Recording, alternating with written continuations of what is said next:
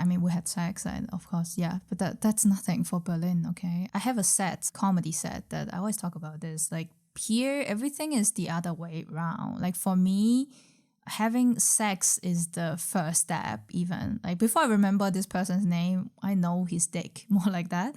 And then you kind of go the other way around, that you get to know each other more. At some point, if you're like close enough, then maybe you hold hands or what. Actually, holding hands to me is like the most intimate shit.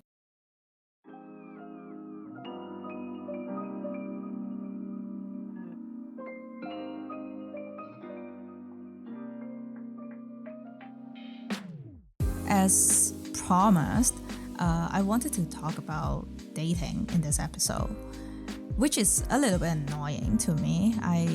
Of course, it's like a popular topic, no matter in the stand-up scene or like podcasts. Like people like to talk about sex and dating. So I always feel a bit guilty of bringing up such a cliche topic, because I think my selling point is not so much like having such a super wild life. I don't have like gangbang party every second weekend that I fuck 10 people of different genders and sexualities. That's not my life. But this is indeed how I started my journey in Germany. I had been holding a spouse visa for some years and only recently changed to a work visa.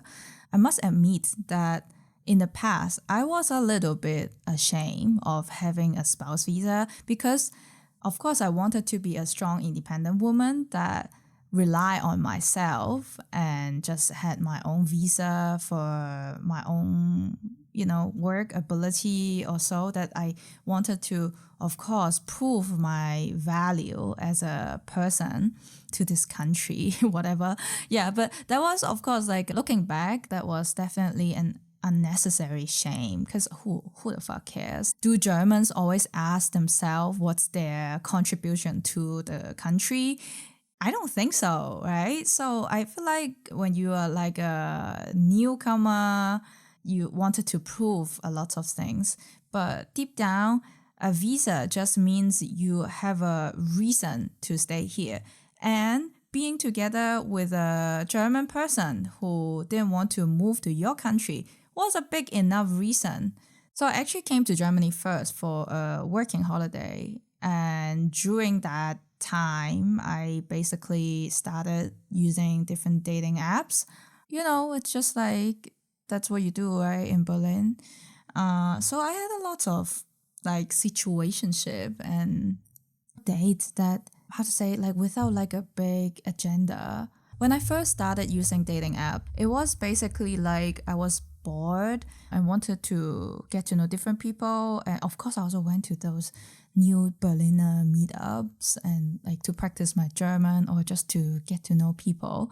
I went to a lot of events like that. But then gradually you, of course, found out, oh yeah, like after that evening, no one's gonna like hang out with you or like develop any deeper friendship with you. Okay, maybe not their problem, okay? Maybe it was also me, because I have always been pretty introverted, but at the same time quite picky about people. So it wasn't always easy for me to make new friends. And it was the first time I lived in another country. So I kind of pretty much unleashed myself. Like I did everything I wanted without my parents' supervision. There was also a time that I was more like dating offline from one nightclub to another nightclub. And I have to say, I always roll my eyes when people said something against dating apps and their reasons were like, I enjoy that kind of traditional methods. I prefer getting to know people in person. I'm like, shut the fuck up. Really, like, great if you found someone like this. But honestly, before I started using dating app, I was not like unpopular. I was even okay popular, because in a sense, like you can imagine, I was like a Asian looking Asian. I was not at all ambiguous. I was clearly Northeast Asian and pretty young. I had a very easygoing look, let's say. A lot of men thought I was Korean or Japanese, which was completely their fetish. So there were always quite some men coming to me just randomly at a bus station or on the bus, like sitting next to me and be like, where you from? You know, that's like their pickup line or what. Yeah, very uncreative people always coming to me and trying to have a conversation with me. Even like when I took an Uber, the driver would ask me, you want to come to my home and have a coffee? It wasn't a problem finding people if you just want to have like, you know, some fucks or like some easy boyfriends. It was super easy to start something. But the quality of people was really bad. A long time ago, I had a very funny experience, which was like exactly in one evening. I just went party somewhere, like at that kind of very mainstream and like this kind of jungle feeling clubs that people like just touch each other, that kind of parties. And after that, I was like at a bus station waiting for my late night bus to get home. It was probably 2, 3 a.m. in the morning.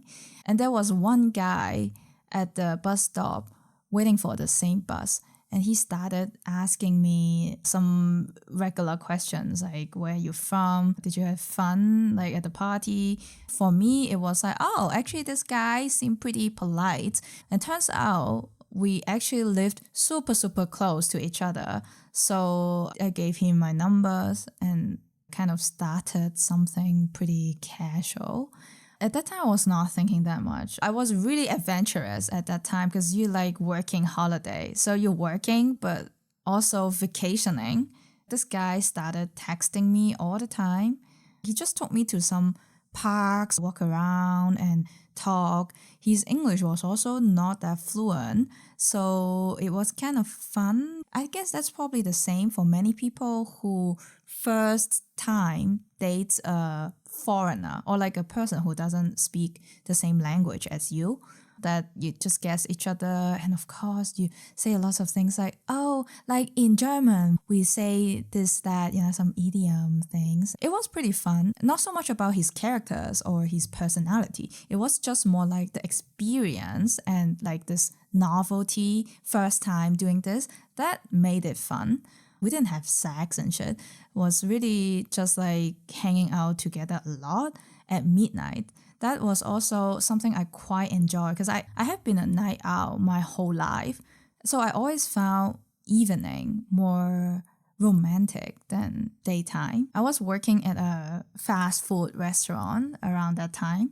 My day usually started pretty late and also finished pretty late. So that was just nice to do something after work, after very boring work also. And one day when I got up and about to go to the restaurant to work, I got an SMS. I thought it's him, but it's not because the message was written in perfect English. Usually he had this mixed German English writing, and turns out that was his wife. She was basically telling me that she found my number and our messages, like all the history in his phone. And you know what? He's actually married and we have a son together, blah, blah. So yeah, first I was shocked.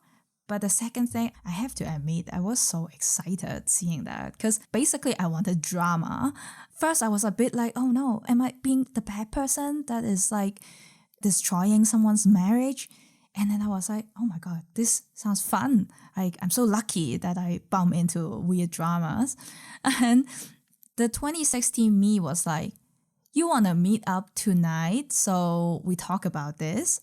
Oh, I forgot to mention, this guy was actually a dealer at a casino here in Berlin. So that's why he always worked at a pretty irregular schedule, but also work very late. That day was by chance a day that he had to work, so he had no time for me or her. So we just met somewhere in Potsdamer Platz in a cafe, actually, or in a bar. I forgot. When I met her, I was surprised. She was so cool. She was not like a sad housewife sitting at home just catching her husband cheat on her all the time. Not like that. She had a beauty salon herself. Okay, a little bit stereotypical. But yeah, she was Indonesian and she had a beauty salon herself, basically.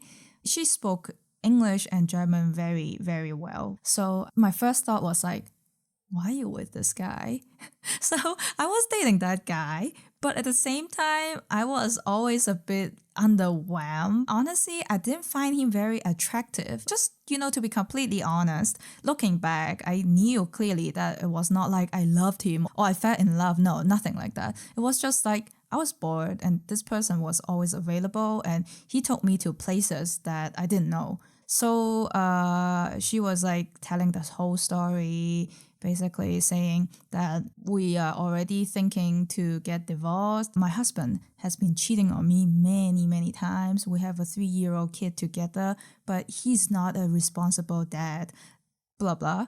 And at some point I was like, you know what? I'm more interested in you because you sound pretty cool. Like, how did you come here and also started your business? Because she was not born here. So she also came to Germany later. And they were both really young. I think both like 25, 26, and they already had a kid together. And she did so much. And at some point, I also asked her, I didn't really understand the idea there. So you don't really want him back, but then you're coming to me trying to split us. I'm a weird person. I'm always obsessed with this kind of details, like in people's argument or what. I'm like, why? That doesn't make sense to me. But anyways, I found out she also enjoyed partying a lot. So I was like, you want to go clubbing this weekend together? Because I'm planning to go somewhere, but I haven't found a partner to go with me. And then she's like, yeah, why not? So it's like a weird conversation that was like, because she was there to tell me that this is a shit man. Don't hang out with him. And then in the meantime, also mixed with lots of like curiosity from my side and such. But at some point, we realized that where we were was actually super close to his workplace. So I don't know why we decided to go to the casino to surprise him in a negative way, of course. But we were so excited. It even gave me a feeling that we were like friends or what, just like this kind of one evening thing that you weirdly connect to someone super, super quick when you first get to know this person. But then after some days, you realize, okay, it's just like an impulse thing. And also like the mood, the atmosphere of that night, that place, that setting, somehow you just like, it's not really like you two are that similar or that really compatible, but you just had that impulse and it's also like a novelty thing. And then it's funny because it was my first time going to a casino. For those who don't know, Hong Kong is next to a very famous casino city called Macau. And for some reason, I've never been to Macau. I had never been to a casino until that day. So she took me in. Of course, she knew the place very well. She also paid for me. I didn't know you had to pay an entry fee, but then she got a ticket for me, like just super cool, like she's the owner of that casino or what. And then we saw that guy and it was so funny because he was just distributing the pokers and he saw us. And of course, he was really shocked. I could see in his eyes. He was like, if he was a bit older, he would have had a heart attack, that level of shock on his face.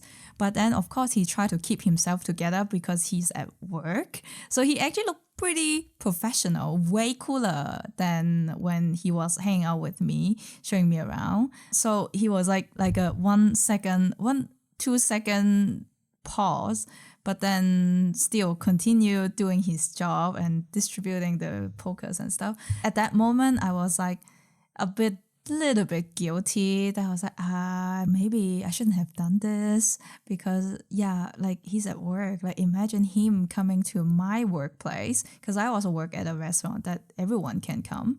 So I was like, maybe I'm like just too asshole to do that. But I think I was more in the mood than caring too much about the ethics or what. So we just went outside and wait for him. He came during his break.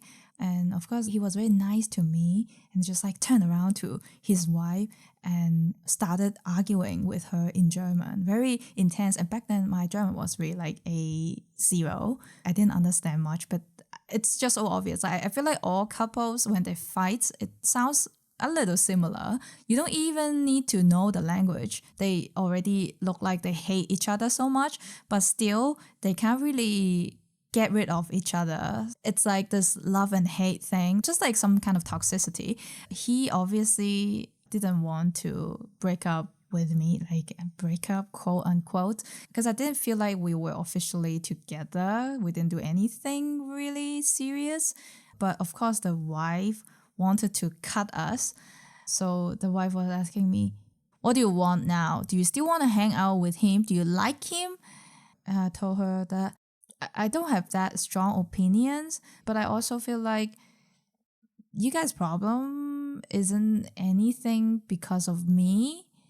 I would go out with him if it's something that interests me. So you can say I'm pretty egoistic, which I was, and I didn't mind. At that time, I only care about having an interesting life.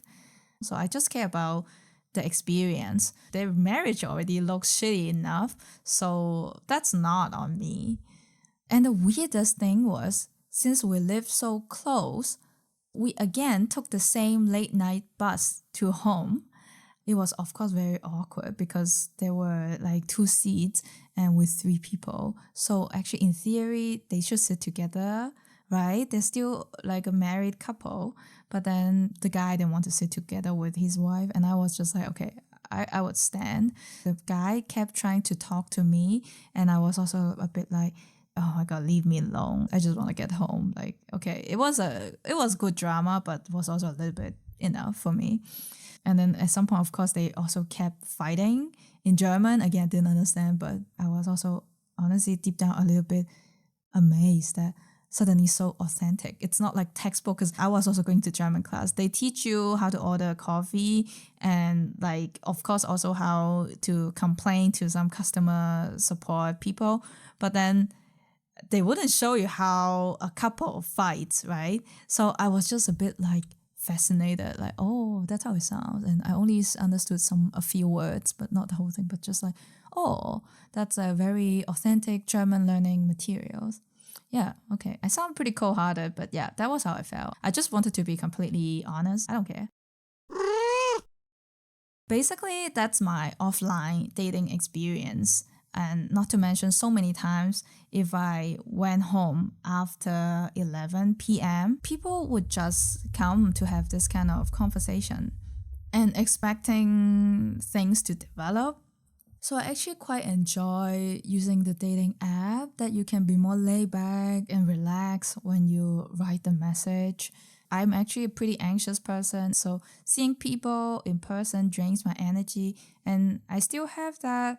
I don't know whether it's an Asian thing or just my own character thing, that I don't like to upset people without a strong reason. So when they come to me like this, usually I'm trying to avoid them, but not really like telling them off. So yeah, I mean, it also changed over time. Like now, I would definitely just walk away without giving a fuck.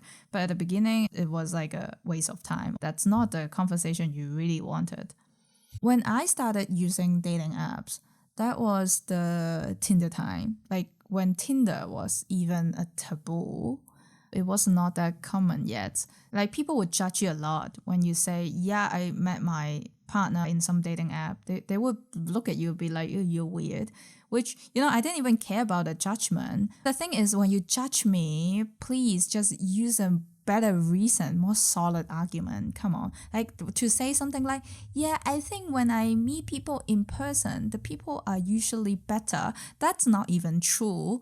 There are so many fucking trash on the streets that I would actually be happy to skip them online. And I can just unmatch them if I don't like them. And it's not like still have to walk away and really draw a lot of boundaries because many men don't fucking read the room. And dating app was not even like a last resort. It was more like a platform I enjoy even. I enjoy texting first and then I get to know the person gradually. That was also pretty much my wild time. I took a pretty one night stand approach that I didn't even try to remember people's name. I just gave them a number. The first guy I met was number 1. The second guy was number 2. I think for me, I either have a very strong relationship with other people, very close one, or I would be rather distant. So I don't like this in-between thing, which I will talk about how it made some of the dates a little difficult for me. So of course you had a lot of people that would ghost you. I feel like women always say that as a man thing, straight women, while a lot of straight men said that's like a straight women thing, which is to me, it's kind of gender agnostic. It doesn't matter what gender, because there are just people like this. I also ghost people a lot. And I don't think it's a crime. Come on, sometimes ghosting in a more neutral phrasing, like not responding to people, that's a way to draw boundaries. Usually, if it's like a very easy message to answer, I would also answer pretty quickly. I don't need to struggle to come up with an answer, right? But then if it's like a very complicated message, some very long messages that is sometimes philosophical or kind of deep, it's not like a straightforward thing like, are you taking a shower tonight? Not like that. It's more like, do you want to come over tonight? But behind the message, it was, for example, maybe we had some tiny arguments or I didn't really have a good time. So you're like thinking, should I just say no? And if I say no, how should I reject that? Or I should still go because I have nothing to do anyway. So you have to think of a lot of things. Like, I'm an overthinking person for sure. So a lot of times I just really need my time to think about the answer. And sometimes I also just find it very difficult to write back. So I just don't write back. And sometimes I just forgot.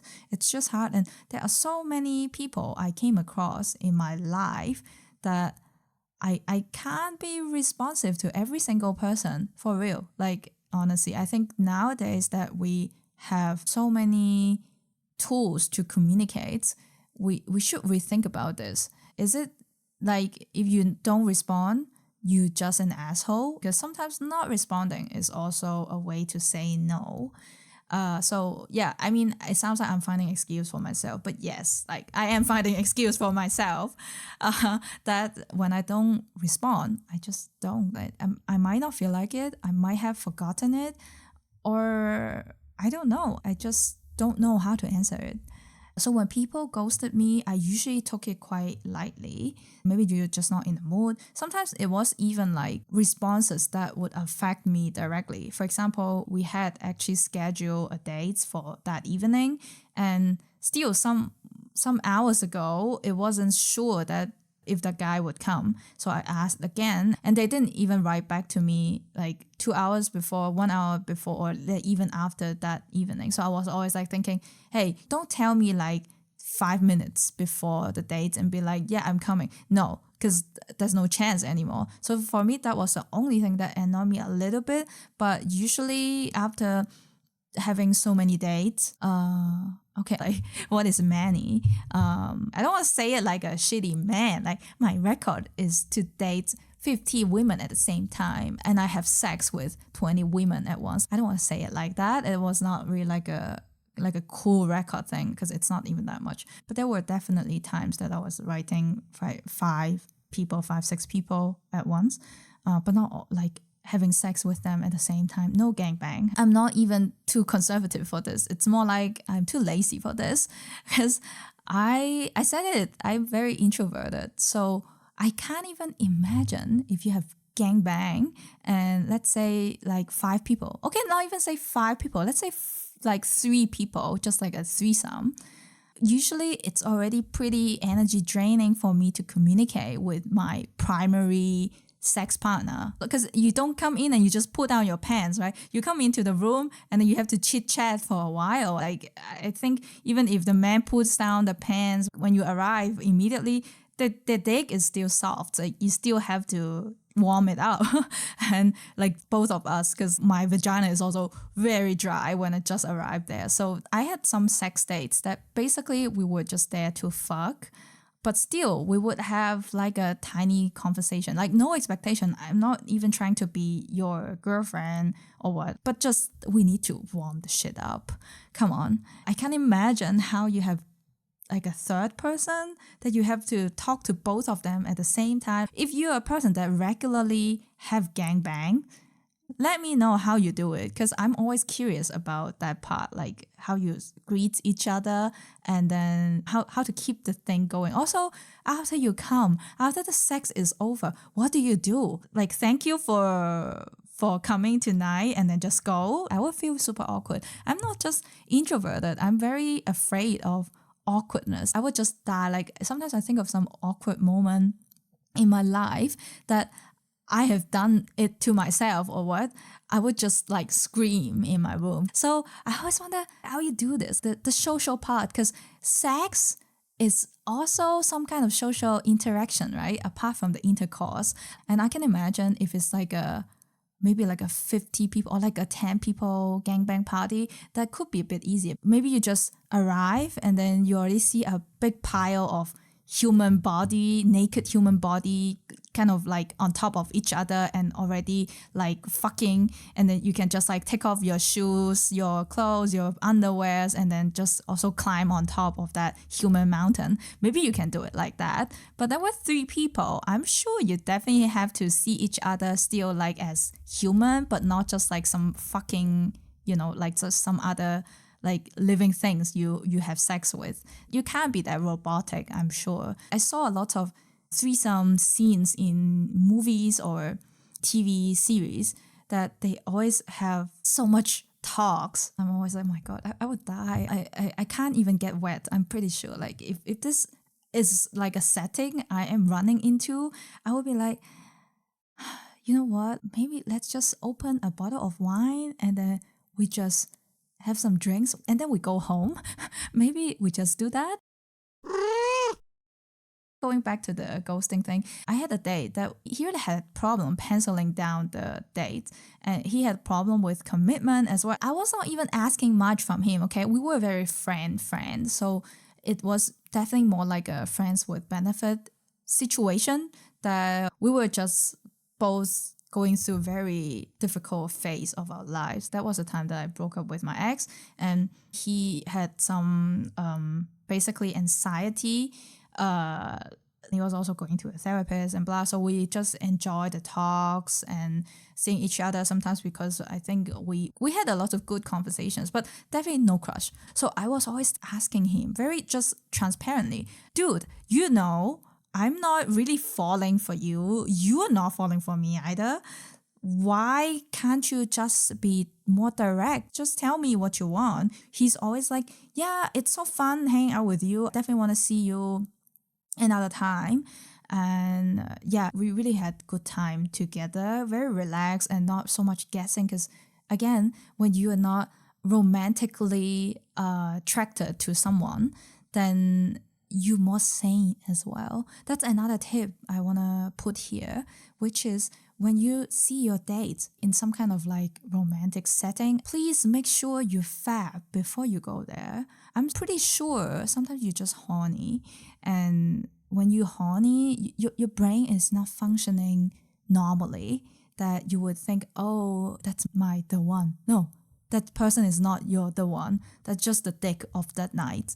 That's all. So yeah, make sure you don't let your biological needs override your emotional needs, because I saw lots of people that they just fell for someone because they were very desperate at that time, and actually they don't really have good connection, or they don't even share anything. So very quickly you would see a lot of problem surfacing, and it just didn't really work. So just just fab, like at home, just fab. You don't even need anyone. It's not ping pong or badminton, as long as you have Wi-Fi and electricity. So with that day, it was like this, and he always ghosted me and only came back to me like 1-2 weeks or even like a month after our original date. Every time when he wrote back to me, he would write such a long essay to tell me how sorry he has been the whole time, but he was just not doing okay. And he also didn't want to disappoint me. And the more he thought, the less time he had to tell me in advance that he wouldn't be able to make it. I have been telling him that it's okay. It's really okay. Sometimes also like, don't overestimate how important you are to the other person. Of course, I had some other issues going on, but I had my own life, and I could also go to other people, or I just stay at home.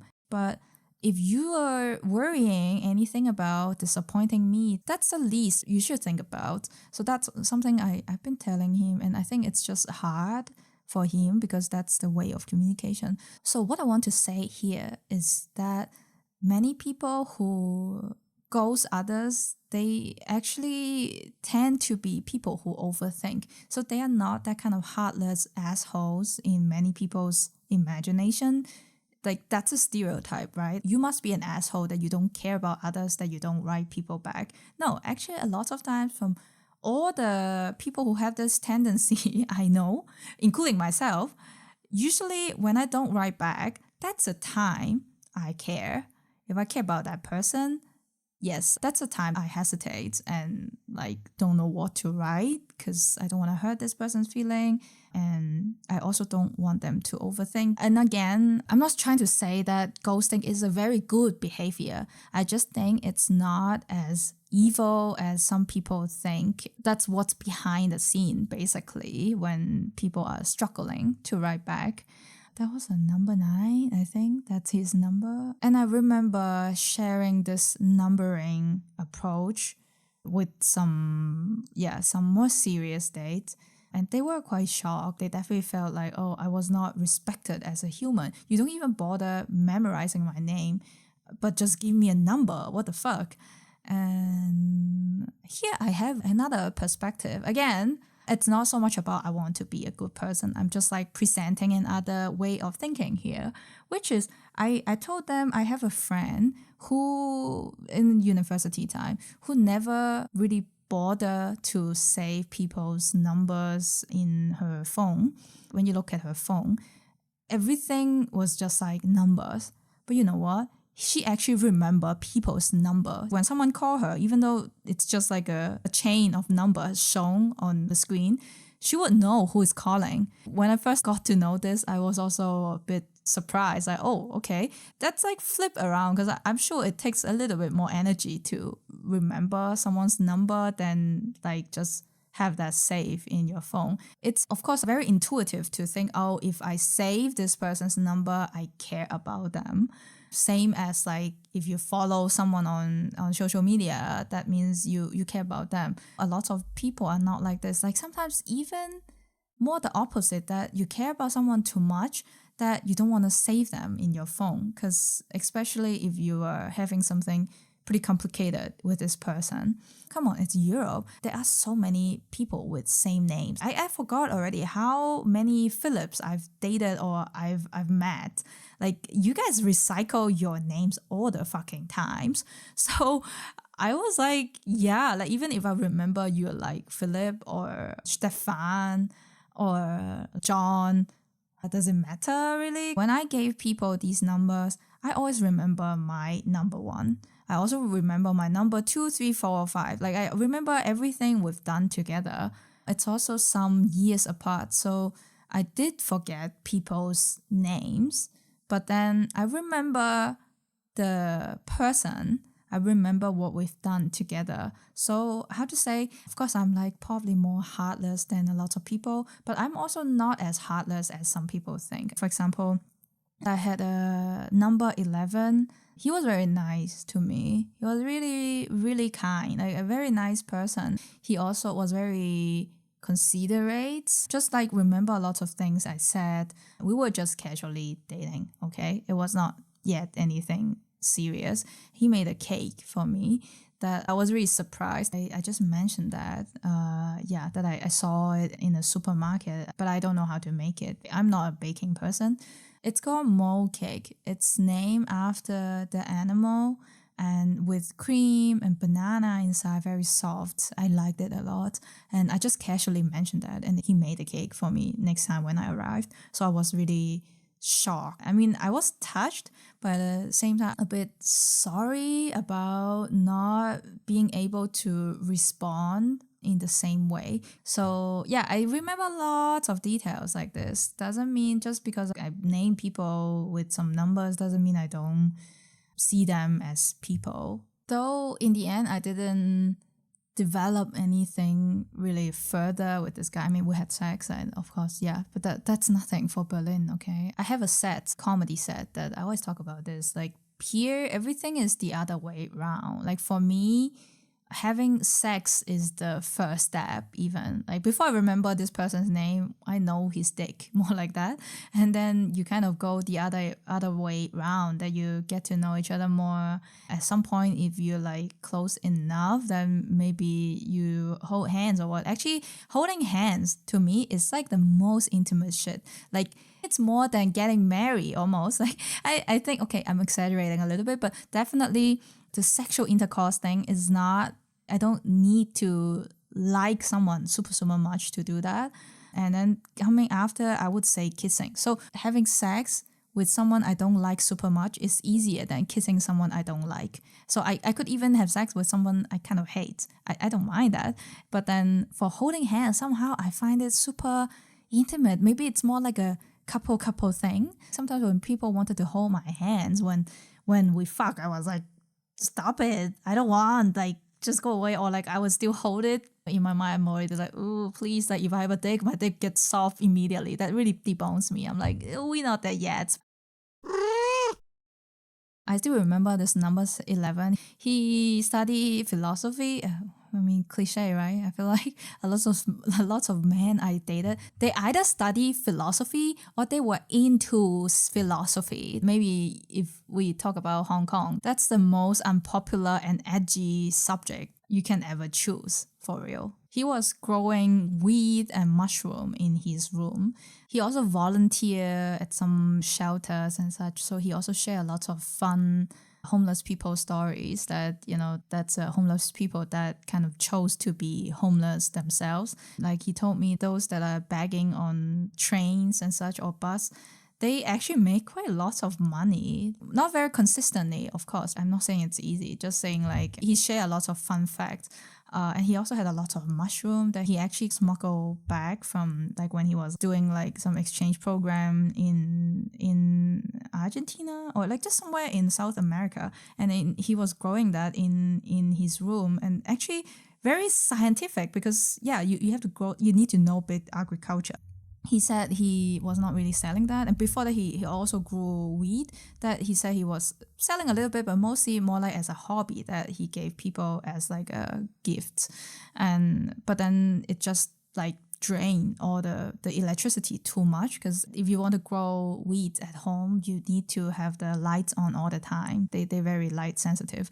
So he said it was too much. Also, like it has more smell that he was just not feeling safe to do it anymore now that there's like quite some police walking around recently. And he was very into mushroom when I was dating him.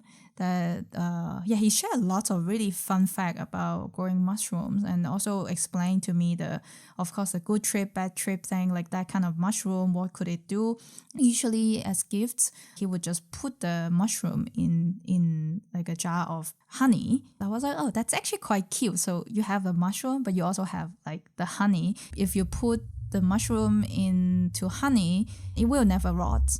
I didn't know honey has this effect. And of course now I know. I also know that honey can also get bad, but then it would taste very sour. But yeah, it's really fun. And I also remember he gave me this CBD cigarettes. It was so good. Like I still remember smoking that.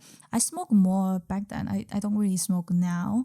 I was so relaxed. I was really like, my mind was still very clear. I could talk to him. I could have a normal conversation with him. I know what's happening around me. So I just like really close my eyes and I was floating. Like it felt like just so relaxed, and somehow it felt even more than smoking weed. It was a really good memory. And yeah, I still remember his name, but I still prefer calling him number 11.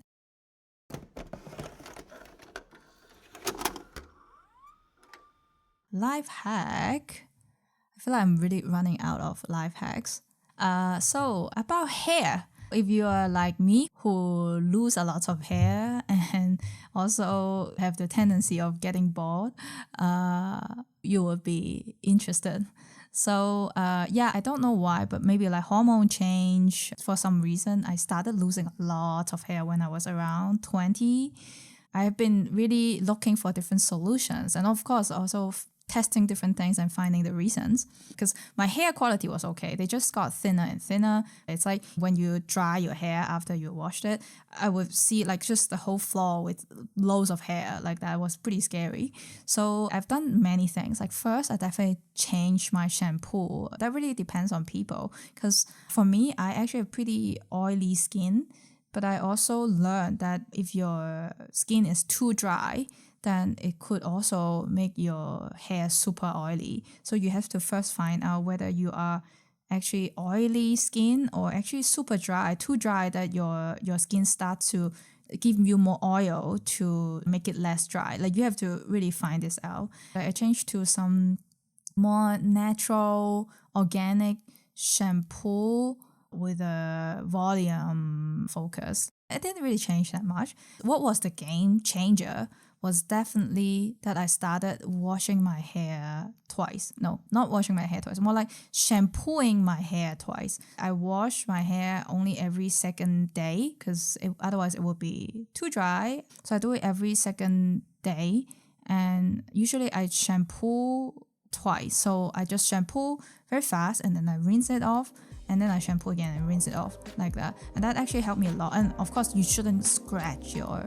skin when you wash your hair, because usually there's nothing to scratch off. You're gonna scratch off the tissue or like the skin, and it could cause some inflammation. So you should always use your fingertip, but like the skin, because it's like doing dishes. You don't have to scratch it. You just have to just like wash the surface. That's the only thing you need to do. I'm trying to be more diligent these days.